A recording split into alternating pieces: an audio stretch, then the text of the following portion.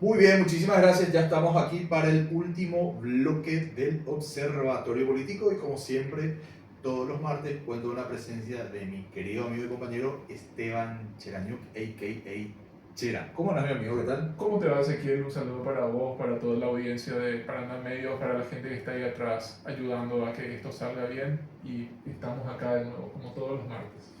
Espectacular, me encanta esta sección que hacemos siempre. Y si bien nosotros en su momento le dimos la denominación de política internacional, también hay ciertas cuestiones de la política nacional que nos gustaría tratar y darle el merecido tiempo para el análisis, ¿verdad? Y una cuestión que surgía mucho en estos últimos tiempos y que se están debatiendo en ciertos grupos.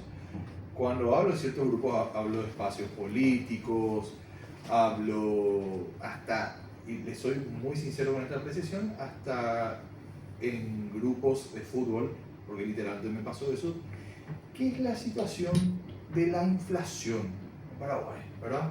Que uno ve los reportes por ahí del BCP que dice cero a veces te tira. Y les soy sincero, a mí como estudiante de economía, casi economista, me hace ruido. Eh, en ese sentido, se empiezan a barajar estas cuestiones de una suerte de contubernio o de colusión, como lo llamamos en economía, ¿verdad?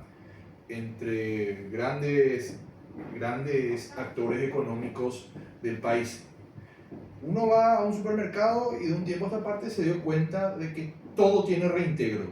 Y no solo eso, que tienen reintegros altísimos, pero también a la par nos damos cuenta que los precios subieron un montón y surge la pregunta, ¿hay un contubernio, un arreglo entre sectores financieros y sectores comerciales, principalmente de supermercado y demás, en decir, ok, nosotros subimos los precios para que la gente acceda obligadamente al producto financiero que vos estás ofreciendo, ¿verdad? Y encima después ellos se quedan con tus datos, que es el caso de Bueno Bank, ¿verdad? Entonces, a este episodio de hoy, a esta tarde, le damos al tema de hoy, el régimen oligárquico en el Paraguay. ¿Quiénes son los que efectivamente dominan el país? Spoiler, no son los políticos. Tienen que saber, mis queridos oyentes, amigos y amigas que me están escuchando, que los políticos son la cara visible nomás. Los políticos se cambian. Nosotros asistimos luego cada 5 años y hacerme un showcito, no gusta, tal cosa, pero cambian después. Pero las políticas nunca cambian. ¿Es así? Es un poco así, vamos a tratar de dilucidar eso y partamos un poco del principio. ¿De qué hablamos cuando hablamos de régimen oligárquico? Cuando vos decís régimen, yo me imagino como la instauración, algo establecido, algo dominante, algo hegemónico. ¿No? Claro, exactamente. Algo que no depende de necesariamente del gobierno, sino algo que está alineado al gobierno. Es decir, solemos hablar generalmente en Occidente de régimen liberal, donde se cambian los gobiernos, a veces un poco más a la derecha el gobernante, a veces un poco más a la izquierda, pero el régimen es el mismo, el conjunto de poderes y cómo interactúan entre ellos es el mismo, ¿verdad? Sí. En Paraguay tenemos un caso que lo caracterizamos como régimen oligárquico. ¿A qué se refiere oligárquico? Oligárquico se refiere a la concentración del poder en pequeños grupos económicos, ¿verdad? Que son los que dominan totalmente la política de un país. Dominan los objetivos de una nación, dominan los intereses de una nación y controlan todo lo que tiene que ver con la política interna de esa nación y la política externa también. Entonces, este régimen oligárquico tenemos que saber que fue durante muchísimo tiempo y en la mayor parte de la historia de Paraguay la norma. En la mayor parte de la historia de Paraguay, primero desde la época de la colonia tenemos este régimen colonial en donde España instaura un poder local y ese poder local va instaurando sus resortes de poder, pero el interés siempre tiene que ver con qué interés tiene la metrópoli que es España y después con los intereses subalternos que se van tejiendo en el camino. Entonces, en un régimen colonial tenés una extracción de recursos de la colonia hacia la metrópoli y un montón de pasos que eso sigue que van generando una escalera de poder. Vos mencionás extracción de recursos para la metrópoli y bueno, es básicamente el modelo económico que sigue imperando en Paraguay, que es básicamente plantar para vender a las potencias nuevamente. Claro, claro, un poco sí. Un poco sí. Y ahí, con otra lógica, tiene otra lógica de poder. Claro, hay otra lógica de poder, sí, no, claro, para mencionar que la actividad económica per se sigue siendo la misma. En cierta manera, sí. Sí, en Paraguay el extractivismo de recursos primarios sigue siendo la principal actividad. Tengo entendido que lo primero que plantan los españoles al llegar en este país es uva, y desde esa exportación de las primeras uvas para vinos en España ya en el siglo XVI a esta parte, con la honrosa excepción del periodo del doctor Francia y de los López, siempre fuimos un país que nos dedicamos a esto y hablamos de los Francia, López y demás, y como que esta historia de poder se reinicia a partir de la devastación en Paraguay posterior a la guerra de la Triple Alianza. Claro, en la época de Francia y los López tenemos todo este proceso soberanista en Paraguay que trata un poco no solo de evitar ese sistema que persistía de la colonia de ser meramente un expolio de recursos primarios, sino que trata de conservar esos recursos para el desarrollo local, generar industrialización y generar una distribución un poco mejor de los ingresos que sea más equitativa para todos los habitantes.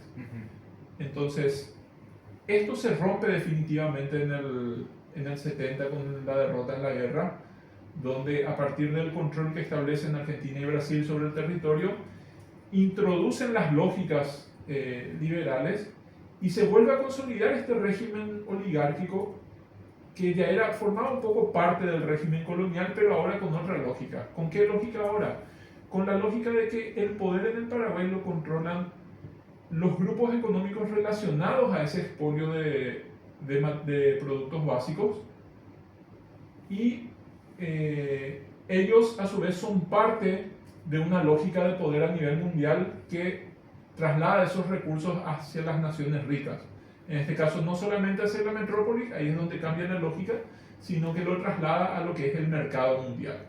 Mira, para traducirlo en algo concreto, por ejemplo, vos hablas de sector de alimentos y más cosas. ¿Quiénes distribuyen los alimentos, por ejemplo?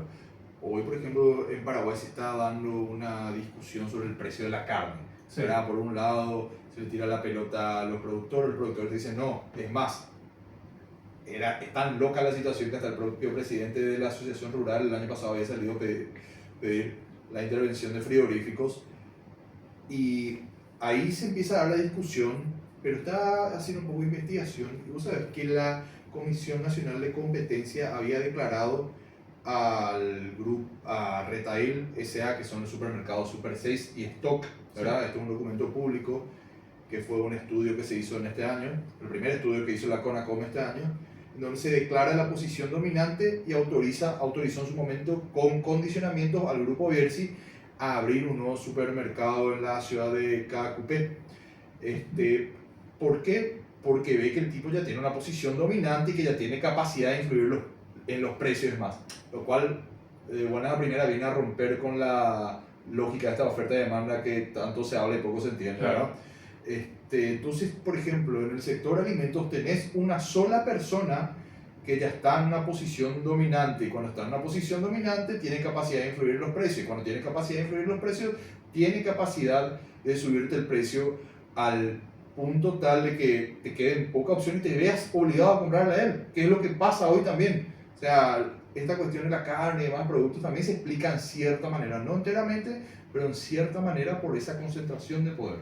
Claro, esa concentración de poder es la que termina provocando que justamente la formación de precios se concentre en muy pocas manos y haya este pase de pelota, que acá es donde viene lo interesante, haya este pase de pelota entre los frigoríficos, los supermercados, los productores, sobre quién tiene responsabilidad en el control del precio, porque al fin y al cabo todos tienen responsabilidad en el control del precio porque son un sistema cerrado en sí mismo.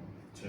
Son un sistema cerrado en donde la producción, es cierto que hay muchos productores pequeños que que generan, o sea, que tienen pequeños negocios, pequeños emprendimientos productivos y van vendiendo de a poco, pero la gran concentración, o sea, el gran porcentaje de la torta del negocio, por ejemplo, de la carne, tiene que ver con un grupo pequeño de productores, con un grupo pequeño de exportadores, Sí.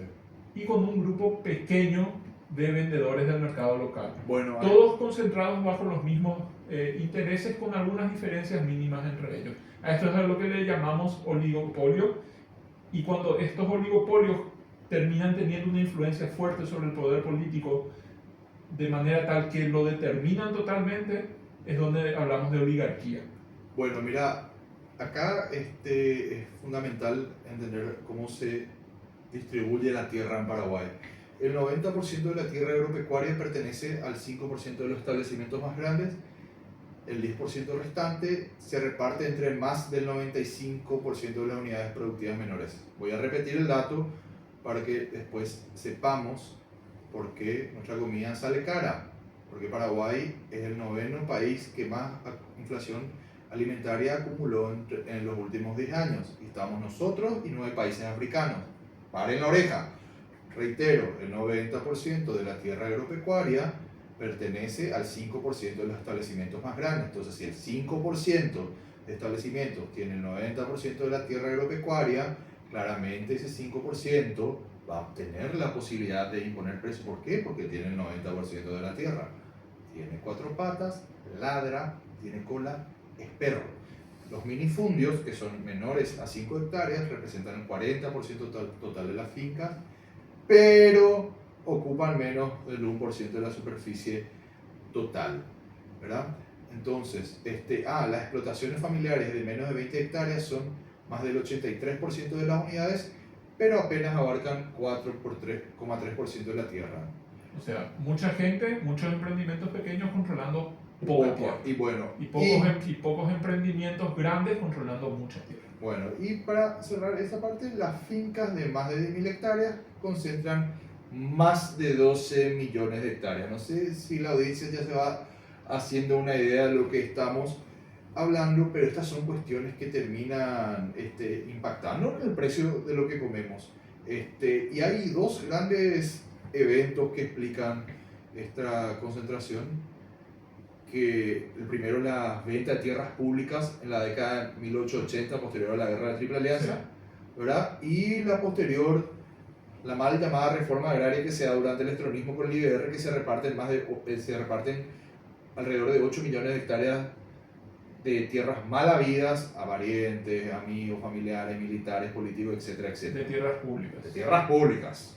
Que pasan a ser mal habidas, justamente por eso. Sí. El tema de la tierra es central en la discusión paraguaya, porque tiene que ver con la forma en que se produce en Paraguay. Paraguay es un país poco industrializado, en donde está muy atado todo a la producción en fincas de distintos productos.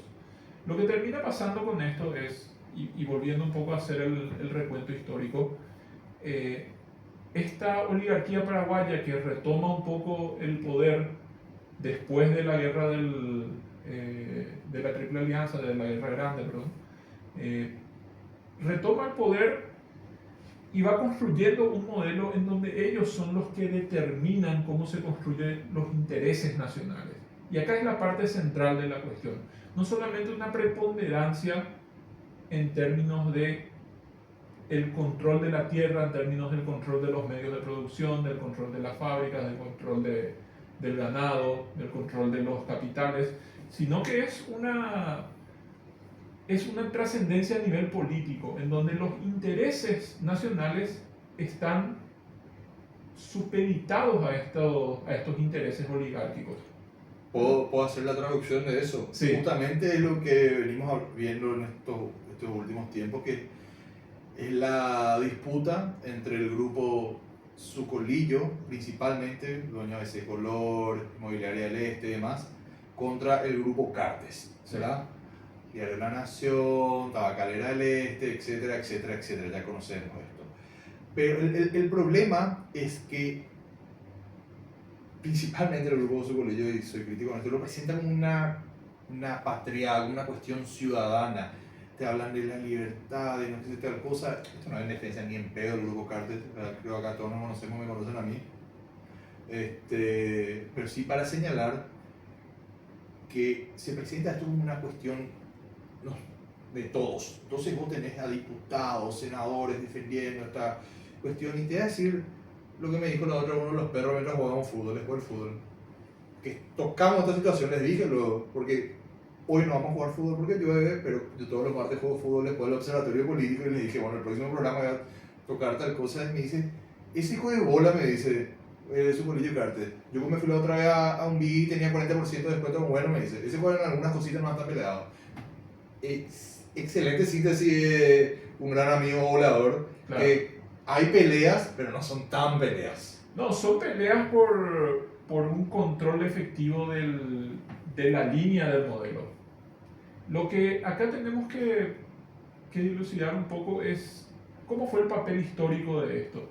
O sea, fueron muy pocos los casos o muy pocos los periodos históricos en donde este modelo oligárquico, este régimen oligárquico fue cuestionado de cierta manera.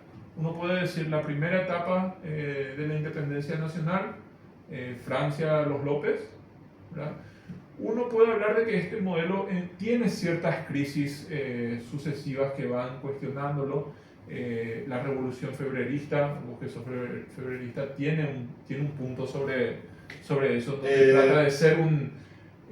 trata de ser un contrapeso a ese régimen y pelearse un poco con ese régimen oligárquico para ordenar el Estado. La única reforma agraria que se da en el país se da bajo el gobierno del coronel Franco. Sí, y en términos proporcionales fue una de las modernizaciones del Estado más importantes que hubo en Paraguay. Efectivamente. En términos, o sea, lo que fue el Estado antes de esa pequeña revolución de un par de meses a lo que fue el Estado después, marca una diferencia muy grande. Y después ponerle algunos gobiernos puntuales, luego, por ejemplo, podemos decir que el gobierno de Fernando Lugo, que si bien no intentó modificar el modelo sustancialmente, sí se peleó con ese régimen y sí trató de imponerle ciertas reglas a ese régimen para la consecución y sobre todo tratar de sacarle peso en la definición de los intereses nacionales, ¿verdad? Estos viene con distintas etapas de crisis. Este modelo superó la crisis que tuvo anteriormente y que venía un poco de ese proceso de mitad del siglo XX, en donde hubo mucha turbulencia política en Paraguay, lo terminó superando bajo el mando del estronismo, por así decirlo. Entonces Stroessner se impone como la gran figura de control, acomoda los intereses oligárquicos a los intereses nacionales de nuevo, pero genera un aparato burocrático fuerte que permite, primero, que esos intereses se consoliden y evitar que le entren disidencias a esos intereses. Y por su alineación a Estados Unidos en la Guerra Fría, le da estabilidad interna por lo menos a eso. Claro. Por lo menos tiene una forma de proceder y una excusa para deshacerse de sus enemigos, que fue lo que conocimos durante la dictadura. No, perdón. No, para notita al pie nomás, siempre hay una gran canción de blues que me gusta que dice, si no era por la mala suerte no iba a tener nada de suerte. Tipo acá aplica lo mismo para el estronismo. Tipo, si no era por este mal orden no íbamos a tener ningún orden. Claro, el estronismo le ofrece una salida al modelo oligárquico para continuar y volver a establecerse. Cambia una época de desorden por una época de orden relativo. Y sobre todo con un costo humano y social muy fuerte. Sí, que hasta ahora seguimos pagando. Después eso se termina rompiendo, ¿verdad? Cuando cae el estronismo empiezan estos poderes de nuevo a ser ellos los que controlen directamente el Estado, ahora sin intermediarios. Pero ¿qué pasa? Vuelven a subyacer ciertas crisis. Los 90 están llenas de crisis política en Paraguay.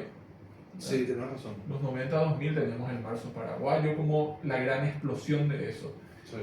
Y la crisis de lo que significó el gobierno posterior al marzo paraguayo, el gobierno de González Magui, que fue en términos económicos bastante catastrófico para... Claro, de hecho, el punto más bajo de confianza de la democracia ha sido en el gobierno de González Macri, y el punto en donde Paraguay defaulteó su deuda, o sea, no pudo pagar su deuda, fue también con González Macri. Claro, exactamente. Entonces, de ese periodo de crisis al que lleva ese proceso de profundización de nuevo del modelo oligárquico, le sigue un par de periodos de una política que se empieza a pelear con eso de nuevo. Un poquito más o menos con Nicanor, sobre todo por la modernización en el área económica que significó la gestión de Borda, y un poco más con el gobierno de Fernando Lugo. Después, ¿qué pasa? Ahí termina haciéndose evidente, y acá es donde hablamos del régimen actual oligárquico, y hay que entender muy bien cómo funciona la lógica. Se termina siendo muy evidente que se necesita una conducción y una renovación de la legitimidad de ese régimen. Entonces ahí es donde entra el cartismo. ¿El cartismo qué hace? El cartismo hace algo que ya había hecho Stroessner, que es ponerse a la cabeza del régimen oligárquico y decir, bueno, necesitamos orden y necesitamos reglas para que esto se prolongue en el tiempo. Yo voy a hacer la conducción política de esto. Yo voy a agarrar el Estado y voy a ordenar el Estado en función a los intereses de la oligarquía. Ya no va a ser directamente la oligarquía, porque cuando es directamente la oligarquía tiende a haber conflictos muy fuertes en la sociedad, porque la oligarquía quiere avanzar lo más rápido posible hacia sus intereses, ¿verdad? Y el Estado trata de orientarlo y ordenarlo para que no haya conflicto social importante. Y lo que tenemos a partir de 2012 es eso. Es un régimen en donde tenemos a la oligarquía definiendo los intereses nacionales, tenemos al cartismo como la principal expresión política de ese proyecto oligárquico, pero tenemos una pelea interna en ese proyecto oligárquico. ¿Por quién dirige? Por quién dirige, y sobre todo porque el cartismo hace algo parecido que hacía Stroessner, que era, bueno, vamos a dirigir nosotros, pero yo tengo la primera palabra sobre todo. Entonces, claro. El cartismo dice, bueno, vamos a ganar todos, pero yo voy a ganar más que el resto. Claro, que es la disputa que pasa ahí con el grupo Zucolillo, grupo Bierzi y demás, que fueron antes de Cartes, antes de la irrupción de Cartes en la política, eran los dos grandes grupos que realmente dominaban. La novedad que trae el cartismo con respecto a estos grupos son las nuevas formas empresariales y todo lo que... Todas estas cuestiones de modernización que se están dando dentro del cartismo. Yo creo que el cartismo lo que le da es un marco ideológico fuerte a esto. Que no tiene el otro grupo. Que no tiene el otro grupo. El otro grupo tiene una, ¿cómo decirlo? Una expresión de intereses. Pero el cartismo, aparte de la expresión de intereses, tiene una conceptualización ideológica de cómo llevar adelante esos intereses. Y construye un relato que no solo le sirve a los grupos oligárquicos, sino que es un relato que, bueno, tiene una visión para lo que es los otros niveles de la economía, tiene una visión para lo que es la economía primaria, tiene una visión para lo que es el sector profesional, tiene una visión para lo que es la clase media, que va imponiendo y va generando una estructura fija. Por eso también el cartismo rompe un poco esto que se venía dando desde los 90, que los gobiernos caen, o los grupos políticos toman un gobierno, caen de ese gobierno y no vuelven a recuperarse. El cartismo rompió un poco eso, se recupera. Sí. ¿Por qué? Porque al fin y al cabo es la mejor expresión de ese régimen. Coincido contigo, sí, coincido totalmente contigo. De hecho, lo hablaba con algunos amigos colorados, decía que Cartes, más allá que a uno le gusta o no ahora, uno de los mejores líderes de la derecha a nivel regional, o el que tiene un mejor entendimiento de la situación, y uno se da cuenta de eso. Por ejemplo, yo pongo el caso de Mauricio Macri en la Argentina, que fue presidente de mi querido Club Atlético Boca Juniors, nos dio 4 Copas Libertadores Mauricio Macri, pero llegó a la política, construyó su ranchito en Buenos Aires, fue presidente de la República, perdió el primer presidente en Latinoamérica en perder una reelección, así de malo fue el gobierno de Macri, y después vino Milei y le barrió la cancha. Sí. Hoy Macri no existe, en la política argentina y fue en un proceso de menos de 20 años, porque Macri ingresa al gobierno de la ciudad creo que 2007, 2008 más o menos, no, 2008, 2009 más o menos, después de la última Libertadores, y su poder realmente se empezó a diluir mucho este año y Cartes ya va casi por los 15 años.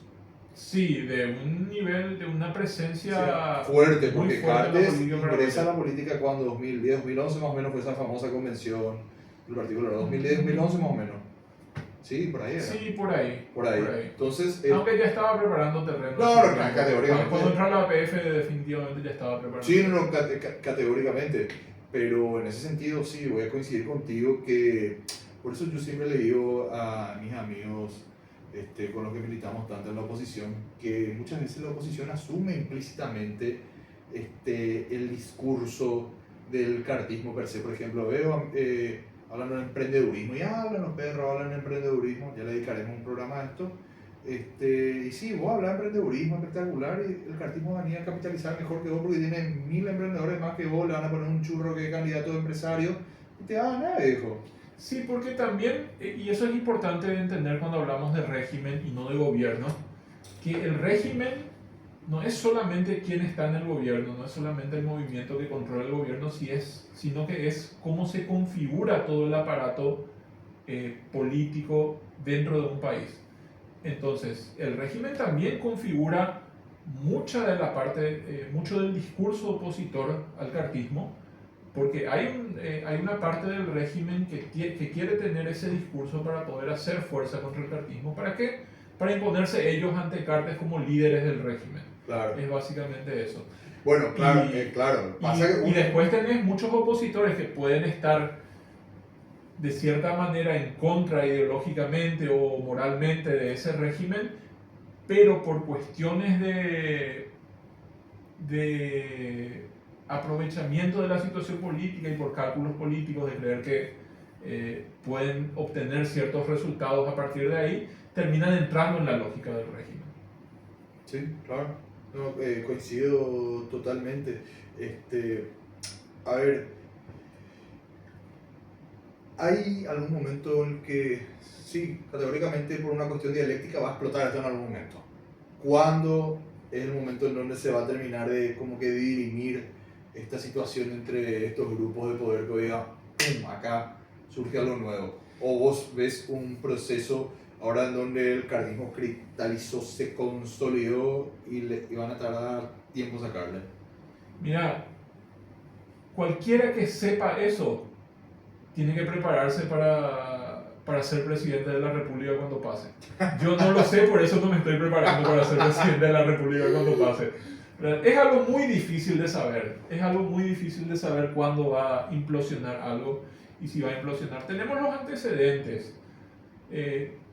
Tenemos antecedentes de que este proceso, sobre todo cuando hay una conflictividad con el grupo que lo dirige, que es lo que pasó cuando cayó el estronismo, este proceso empieza a descomponerse cuando los intereses terminan abarcando incluso la propia conducción política. ¿A qué nos referimos con esto?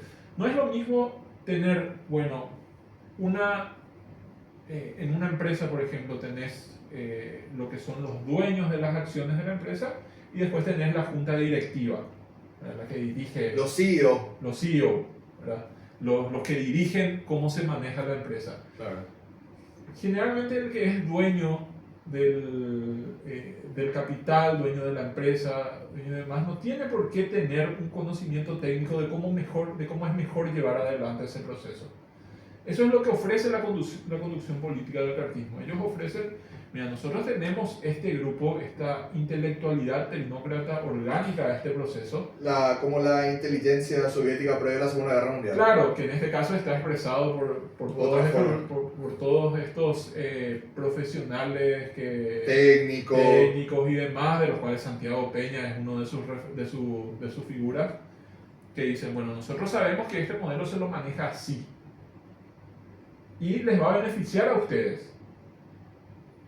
Pero cuando ese beneficio no se percibe como tal por parte de las oligarquías empiezan a romper ese esquema de conducción política terminan acaparando el control y por ese deseo de sacarle la mayor ventaja posible a esa situación terminan generando inestabilidad. Yo creo que esa inestabilidad se está viendo ya. Yo creo que estas cuestiones que saltan con los precios son contradicciones internas ya del modelo. Porque saltan desde adentro del modelo. Fíjate quiénes ponen a la palestra los problemas. Es Santiago Peña el que está diciendo, che, bajen los precios, por favor. Sí. Santiago Peña tampoco va a venir a decir, vamos a hacer esto para controlar los precios, porque él es un intelectual orgánico neoliberal y no va a decir, claro, vamos a agarrar una cuota del mercado de la carne para vender internamente y mantener controlados los precios. Claro, pero le está diciendo, che, hay que bajar los precios, porque no es insostenible si no bajamos los precios. Bueno, ahí justamente leía que Santiago Peña decía, yo creo en el libre mercado, pero creo que muchas veces que hay que ejercer sobre los controles que ejercen los capitalistas. Fueron declaraciones de Santiago Peña. Claro. Lo cual está en línea con lo que decís, evidencia, y bueno, pasa mucho con Milei también. Cuando a vos se te empieza a resquebrajar tu discurso, tu relato. En el caso de Milei era, me corto los brazos y pongo un impuesto más, subió un montón. Vamos a dedicar otro programa en ese momento a ese muchacho. Santiago Peña también, o sea, si uno ve su performance como ministro, sus declaraciones, más el espacio no está formado, sabe que Santiago Peña genuinamente no cree en yo le tengo que ejercer un control a esta gente. Solo que Santiago Peña sabe que si él no sale a declarar este tipo de cosas, partamos de él, hoy que tenemos la política muy individualizada, él va a ser el primero en pagar los costos políticos. Claro, entonces, porque este tipo de políticas genera inestabilidad. Claro, este tipo de políticas genera inestabilidad porque ahora, si Santiago Peña efectivamente creyese del fondo de su corazón que tiene que ejercer un control, yo le aviso nomás al presidente Santi Peña que el Partido Colorado tiene mayoría en ambas cámaras por primera vez desde el año 93. Sí. O sea, de que puede. Para que no pueden salir con el discurso ese que quiere, puede no sé qué cosa. Bueno, Santiago Peña, si vos querés, podés, ¿verdad? Porque tenés mayoría en ambas cámaras. Entonces, cuando vos empezás a tener roturas tanto de formas discursivas como estas cuestiones materiales, por ejemplo, que el incremento de los precios viene por medio de los propios actores internos al sistema, es una señal. No solo por los actores internos, por los beneficiarios directos de tu política, porque vos estás haciendo una política cuyo primer objetivo es beneficiar a esos sectores concentrados, porque no te lo van a decir directamente, pero el principal objetivo político del cartismo es beneficiar a estos sectores concentrados, a los sectores de ellos primero, pero a todos en general. Mira. Y por último, cuando queda tiempo, atender los problemas ciudadanos, los problemas del pueblo. Solo que esos problemas del pueblo a veces se intensifican porque estos procesos lo que generan es, por ejemplo, los precios están cada vez más altos, cada vez hay menos ingresos en lo que es la clase media para abajo, cada vez hay más precarización, eso se traduce en violencia, eso se traduce en inseguridad, eso todo se traduce en inestabilidad, en descontento, y alguien lo tiene que administrar para que el sistema siga funcionando.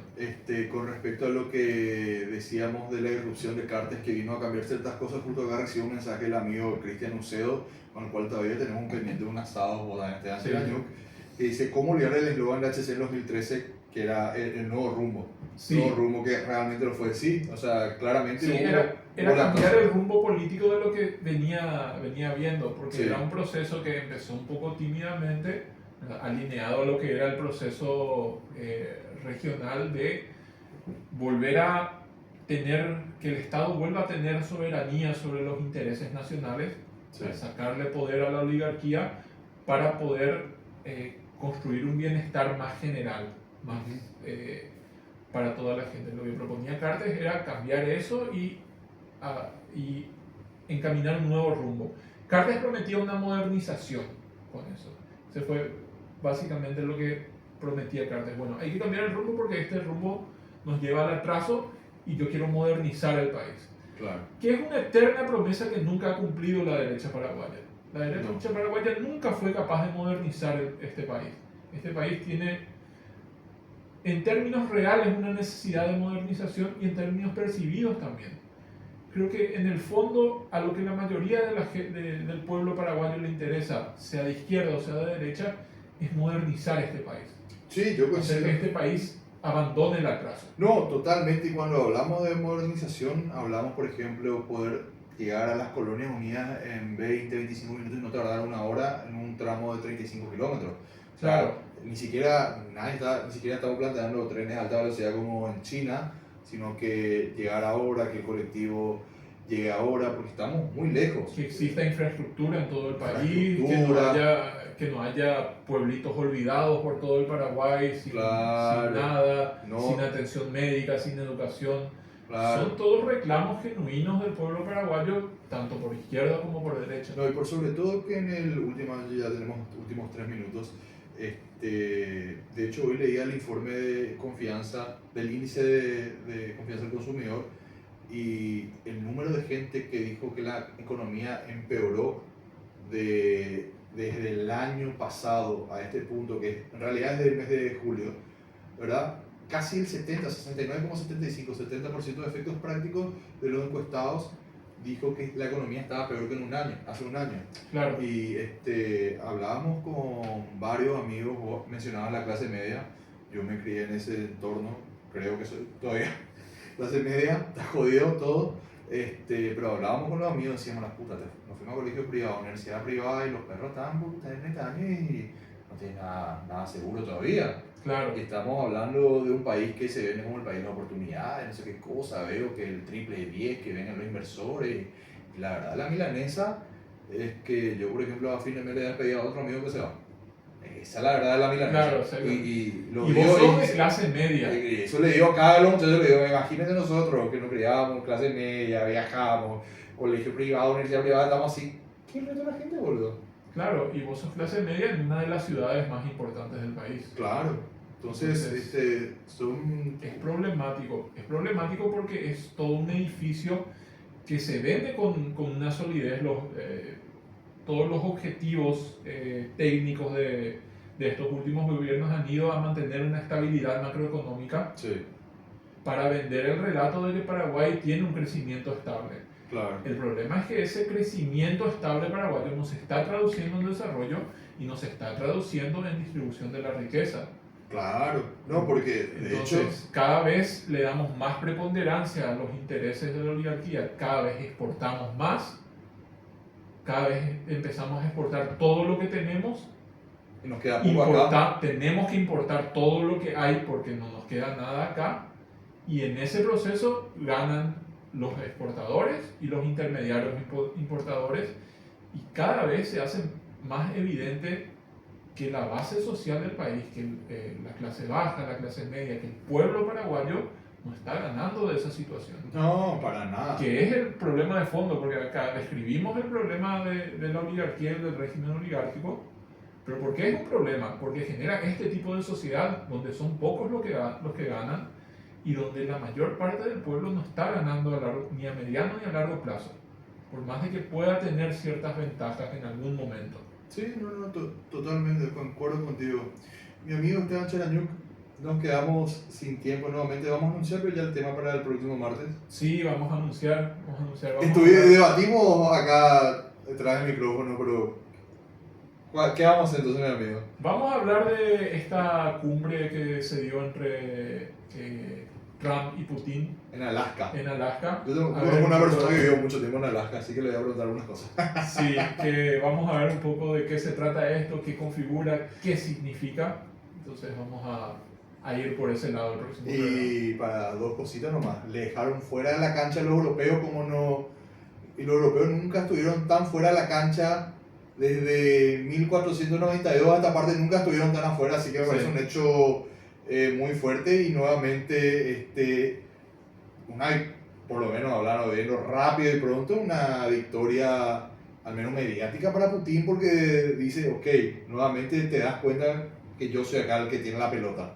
Claro. No los otros. Claro, continúa el proceso de afianzamiento de la figura de Putin y de Rusia como un actor importante en el mundo. Así que, bueno, el martes que viene, cumbre Trump-Putin en Alaska. Mi amigo, nos despedimos.